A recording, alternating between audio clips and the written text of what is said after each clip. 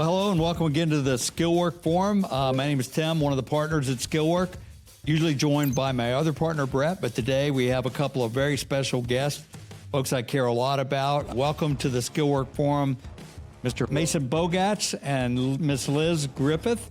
And today we're going to be talking about this idea of what skilled professionals are looking for in a job. When they're out there looking for a job search, what are they really looking for?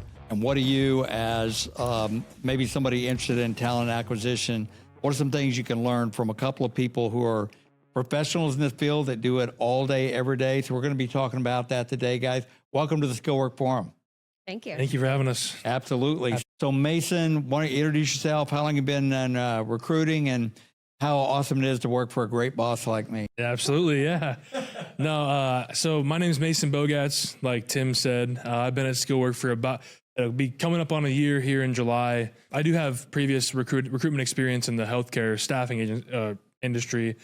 And I grew up with a blue collar dad, so I'm very familiar with how these guys operate and just kind of what they like as well.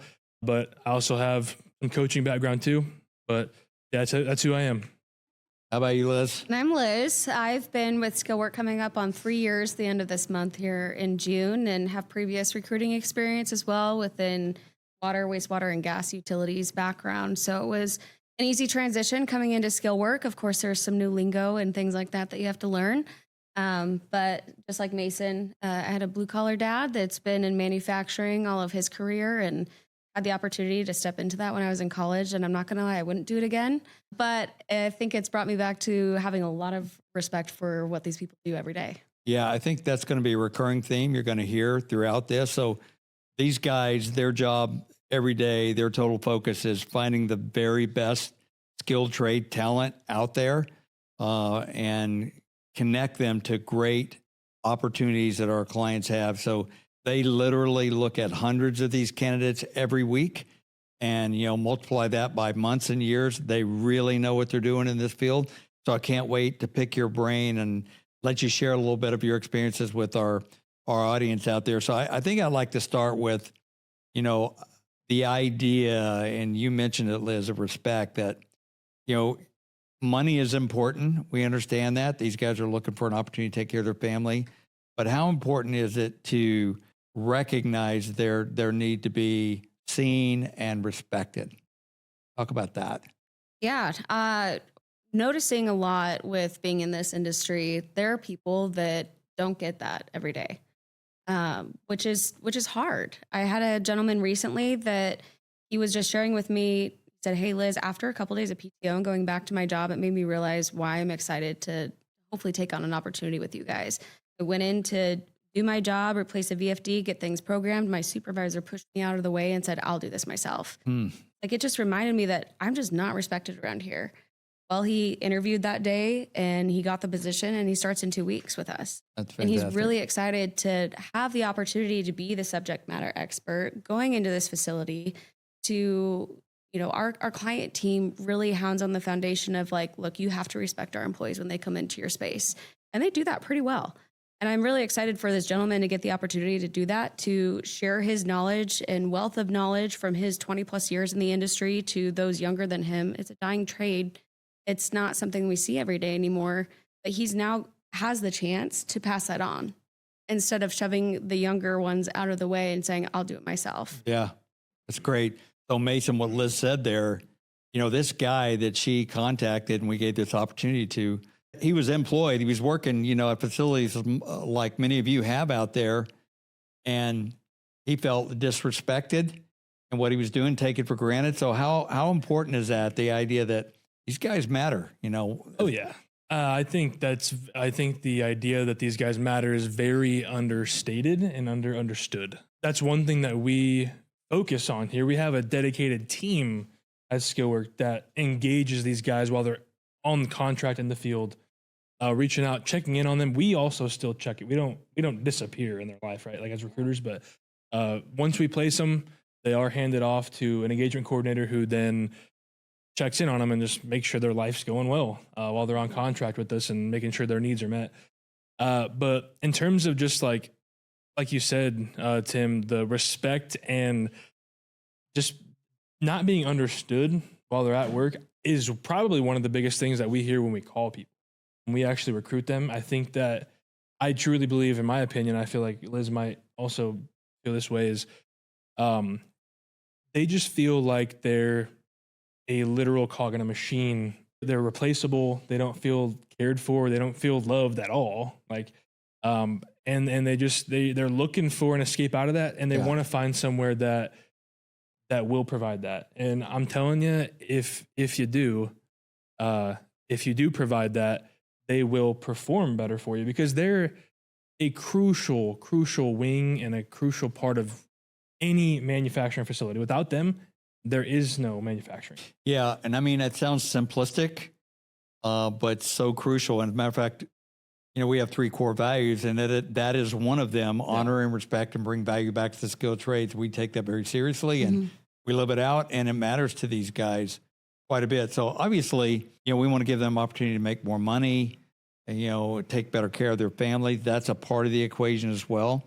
But talk a little bit about the Skillwork, specifically how we offer these guys not only respect, but opportunity to explore, to grow, to see the country. How important is that? Do you have any examples of where that made a difference in one of your guys? Yeah. I mean, when it comes to recruiting, and I think all of us recruiters maybe do it a little bit differently. We all have our own take on how we go about things, but really asking somebody, what's your bottom line? Is it price? Is it pay? Is it location? Is it what you're doing every single day? Is it the type of facility you want to be in? We're giving somebody the opportunity to get to decide in their career for once, and having somebody present you those opportunities of, hey, here's what I have. I have 3 locations that meet all of your criteria. This one, they might be a little bit lower in pay, but it's the exact location that you've always wanted to go. Sometimes people would rather take on that and go to a place that's new to them, or maybe it's closer to family and they haven't seen them in 4 years and they want to be, 3 hours away from them instead. They're willing to take $2 off of their average pay of what they've been getting just so they can have that. And then they find out, wow, this is a great facility. I want to stay here. I want to extend my time with Skillwork at this facility. I want to go perm with this client because they've treated me well. They've given me hours. They've given me opportunity to grow, and I can be in this beautiful place closer to family. Yeah. A lot of those things actually need to be taken into consideration. You can't just tell somebody, hey, here's your work order. You're going over to Wyoming and you're going to be in the middle of nowhere, terrible paying job. It's going to be really hot, and then it's going to be really cold and you're going to hate it. Not a lot of people want that. So it's really taking into consideration what the desires are of somebody in this trade and how you can help uplift them and amplify that by showing them the opportunities that can be available to them. Yeah, I think that idea, we talk a lot about flexibility plus freedom. And the idea that I think, again, a mindset has to change when you're recruiting these guys, that it's not like old school, hey, you got a job, you ought to be happy to have a job, don't ask any questions, to you are valued right now. We call it the golden age of the skill workers. They have the ability to decide, have choices, right? Yeah. You can, and you guys, I've heard you call yourselves as almost like a sports agent with a professional athlete. We're here to help you be successful. They're successful. You're successful. Yeah.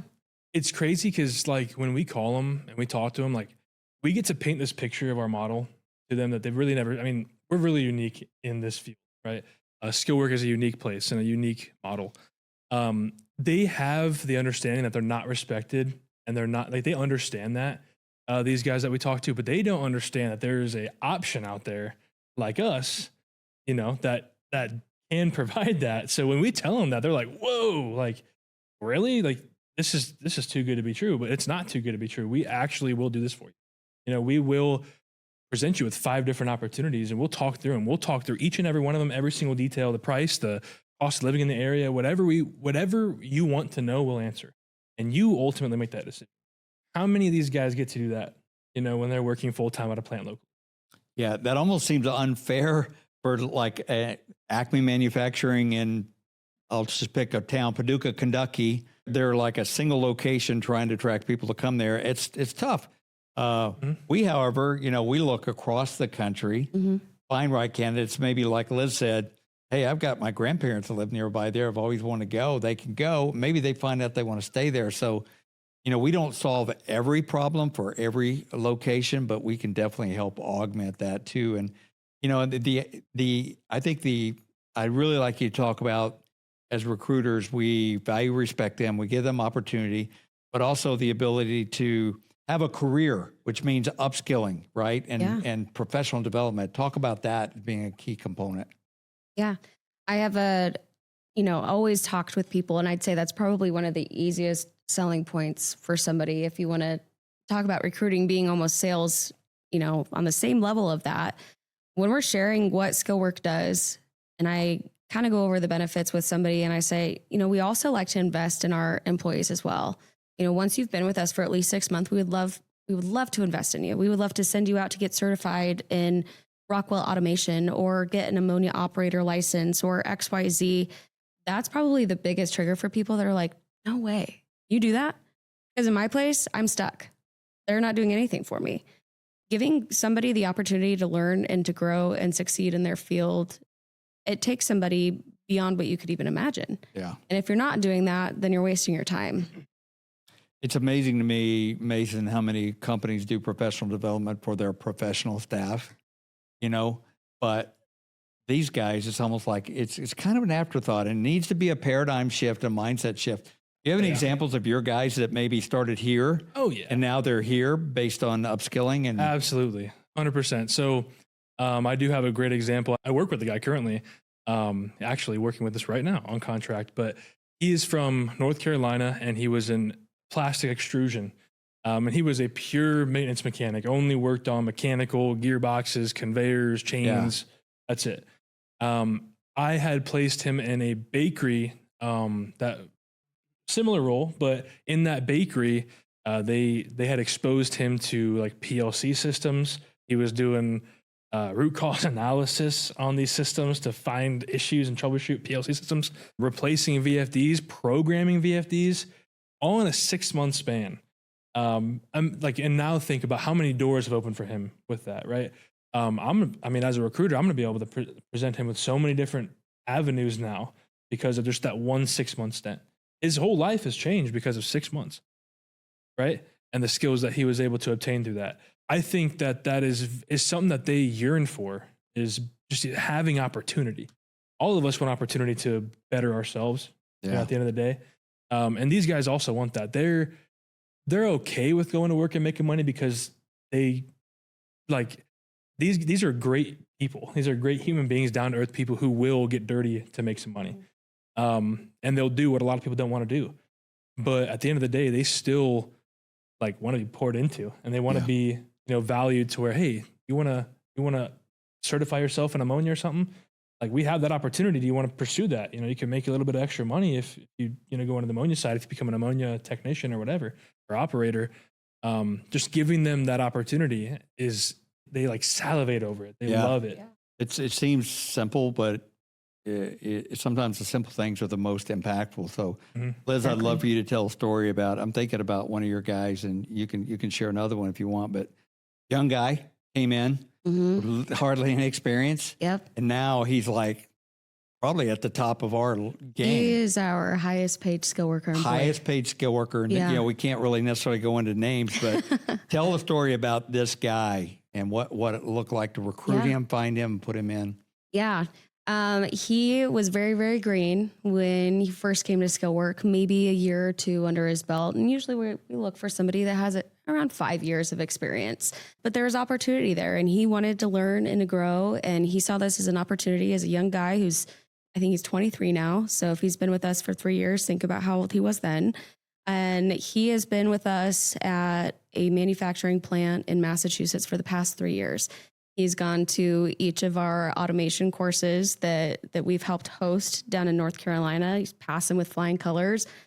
He had others that had been alongside him in these courses that were amazed at his capabilities, because in the facility that he's been placed at in Massachusetts, they've given him the opportunity to utilize his knowledge and skills. He has charged himself to work around some of these engineers and to be hands-on with this equipment that he'd never touched before, didn't even know what it really did. And now he's almost like their subject matter expert. And I think they will never let him leave, but he will never leave Skillwork, which we're very grateful for. But it's just really cool to see somebody come from kind of like Mason's guy, you know, what feels like to them maybe the bottom line, and now they're at the top. I want to say that he started out making maybe like $24 an hour, and now he's our highest paid guy. 23 years old. 23 years old. Incredible. Yeah. And, you know, and to say that these, you know, Gen Zers aren't interested in the skilled trades, I'm telling you, that's a fallacy as well. 'Cause Absolutely. These guys like to learn. They like to get their hands dirty. And it's not your dad's manufacturing facility. It's high tech for sure. And these guys they're crucial to keep these facilities running. So, Absolutely. So you guys, let's say you're talking to somebody who's talent acquisition at a facility.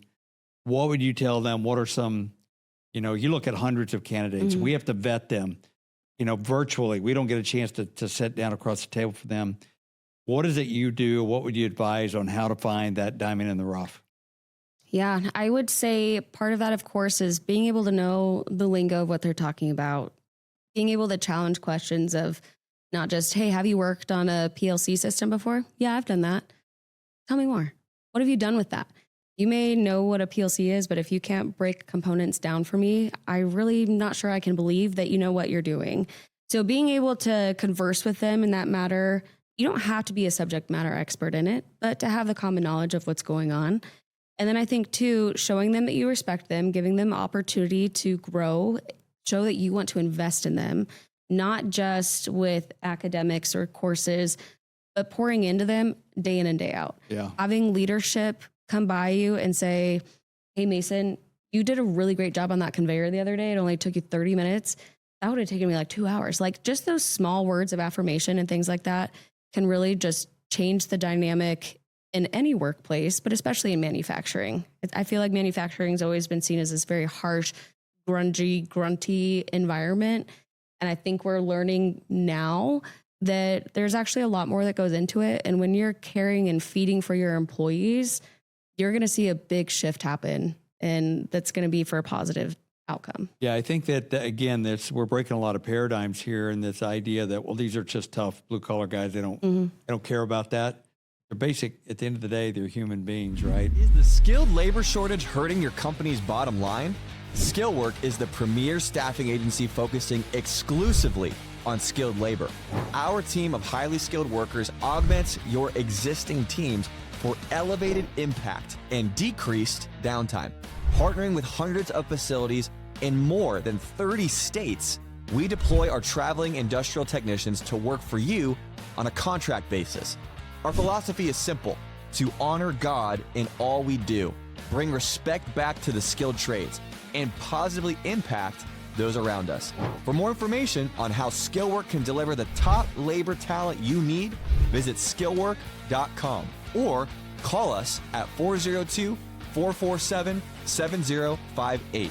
Call us today to see how Skillwork can work for you.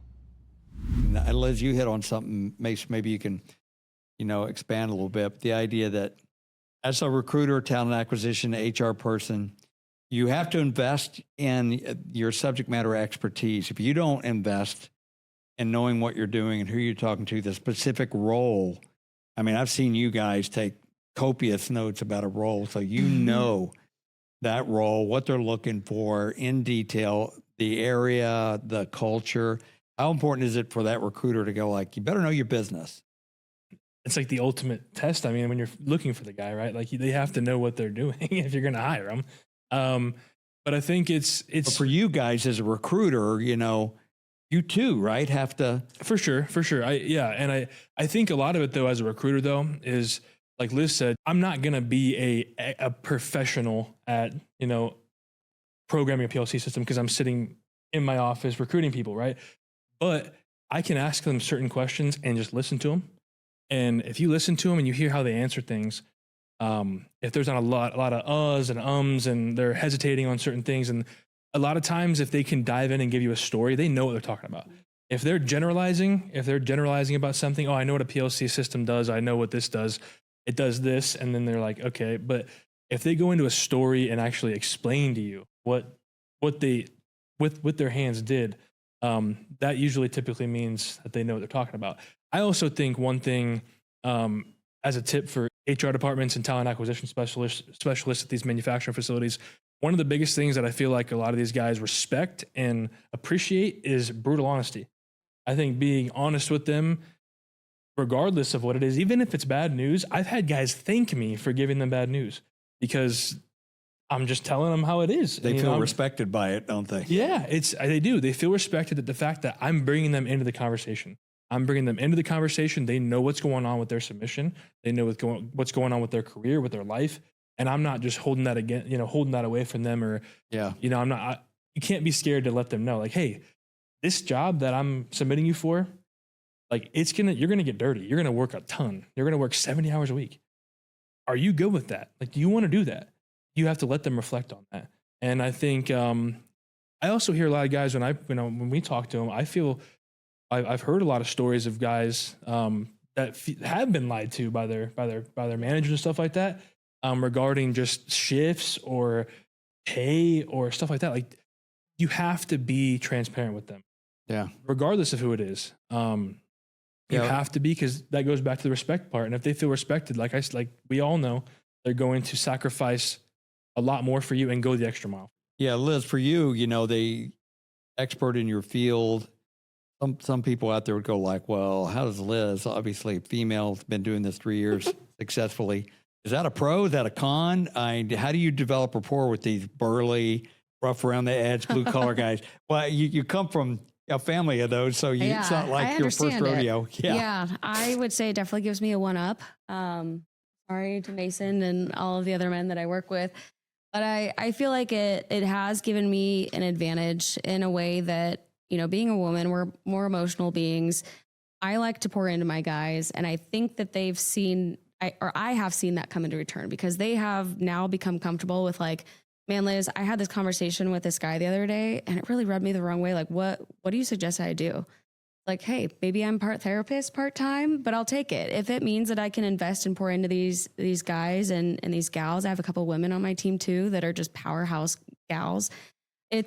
I think it really gives me a one up, and when I answer a phone, hey, Miss Liz, I was just thinking about this. I don't have the opportunity like Mason and the other guys. Bro, you were doing that this weekend? No way. Like, that's crazy.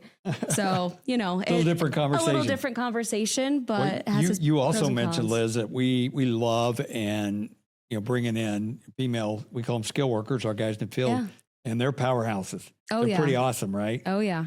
So do not overlook those when you see those resumes come by. Oh, those are some of the toughest women that I've gotten to talk to. They're fantastic. Oh, yeah. They're good technicians too. That's the thing, is like you think about it, it's a woman, it's a female, but like the women that Liz has on her desk, like, are universally known around the office and the company because of how well they do. Yeah, they're great. Genuinely. I mean, they are phenomenal technicians, and they're female. Yeah, for sure. So, guys, again, I want to give you some time. You're just top of mind. What if you had to tell one thing, one tip, one piece of advice to somebody who sits in that seat, struggling to find talent or to get them across the line, what would you tell them? What would your best piece of advice be? I would say, honestly, everything that we kind of covered in this podcast, I think can be just, you got to encapsulate some of everything, right? You have to be honest. Like we said, you have to be honest, which goes into the respect side of things. You have to respect them. You have to pour into them. You have to show them love. Genuinely, like we said, they're tough guys. They're blue collar workers. They get their hands greasy and dirty, but they're human beings, and they want to be loved, and they want to be poured into. And so I think just going the extra mile for these guys, and you have no idea how much they'll do for you, how much they'll sacrifice for you. I mean, I had a guy he was out of Texas. He was from, where is he from, Texas? He was West Texas. He's from West Texas. I can't remember the exact town. Lubbock, Texas. He's from Lubbock, Texas. And I placed him up in Omaha, here in Omaha, and he left his 6-month-old son and his wife down there, but he came up here and grinded for 6 months, put 80 hours a week in, right? And I checked in on him every single week. Our engagement coordinator checked in every single week, and he felt loved, poured into. He developed a ton of skills that he never had before. He came from a totally different industry than he was in. The opportunity that he was given, from us was he was in horrible credit card debt and stuff like that, consumer debt. He came and worked with us for 6 months, done with debt. He paid it all off in 6 months, paid it off. He's saving money. You know, he saved money for the first time in his life. But you know, through that, and I don't know, he's just a great dude. We still talk. We still text each other. You can tell by hearing these guys, they care about their guys. So Liz, what would you say? You've been at this 3 years, one of our most experienced, successful recruiters. What would you say? Check in. That is honestly the biggest thing. When you are talking with these guys, having them feel valued and cared for, like Mason had mentioned, it seriously goes a long way. And it's fun too when I get guys checking in on me too. Hey Liz, how are you doing? What's life been like? How's your daughter? Like, it is the coolest thing seeing that be reciprocated, and it goes a long way. Even when we've had, or I personally have had guys that have gone perm with the client, or maybe they've taken another opportunity. Sometime down the line, they've come back. That's right. They're like, hey Liz, I'm back. What do you got for me? I'll go anywhere that you'll take me. Just showing these people that you care, even just a little bit. Take 2 seconds of your day to let them know that you're there, you're willing to listen, you care about them, you want to know how their weekend off was with their grandkids. It goes a long way, and it gets reciprocated in return. And I think it brings everybody to success, honestly. Absolutely. Yeah, so this is not rocket science, but it's simple, but simple doesn't mean easy. It takes hard work and intentionality, and that's what these guys bring every day. And, you know, we talk about at Skillwork, one of our core values is honor, respect, value the skilled tradesman, make sure they feel that, know it. But our number one core value is we honor God in everything we do. And really, fundamentally, that gets into I care about people. And, you know, I know these guys will often reach out and pray for our guys, let them know they're praying for them, and just let them know that, you know, that matters to these guys. It resonates. And I just want to thank you guys for representing that well. Of course. And Skillwork as well. So, hey, if we can help you, we've got a team of guys like Liz and Mason that do this all day, every day. They care. They're really good at what they do. If we can reach out and help you in any way, maybe help augment your team to give you some quality folks that are looking for a new opportunity, maybe even infuse your team with some of these high quality, high caliber folks that can lift up everybody else in your team. We'd love to do that. Reach out to us, Skillwork. Skillwork.com, go to our website. We can reach out to you. You know, no obligation. If we can help you, we'll tell you. If we can't, we'll let you know that as well. But we appreciate you watching the podcast on any platform you do. If you like it, if you subscribe, you can engage with us. Give us, you know, topics that we could cover in our next podcast. We appreciate that very much. We appreciate your time. And so until next time, here on the Skillwork Forum, God bless. Have a great day. This is Brett Elliott, CEO and co-founder at Skillwork. Prior to starting Skillwork, I spent over 30 years in the food manufacturing space. From literally starting out cleaning the restrooms to becoming the maintenance manager, then the plant manager, to eventually becoming the president and owner, I've seen the manufacturing world from many perspectives. And like many of you, I've seen firsthand the growing need for higher skilled workers, while at the same time experiencing the shortage of this skilled talent. I started Skillwork to address that need. I knew the headhunter and the local temp agency models were not the solution. If you're experiencing the same shortage of talent at your facility, we would love to connect you with our team. Give us a call at 402-447-7058 or visit us online at skillwork.com.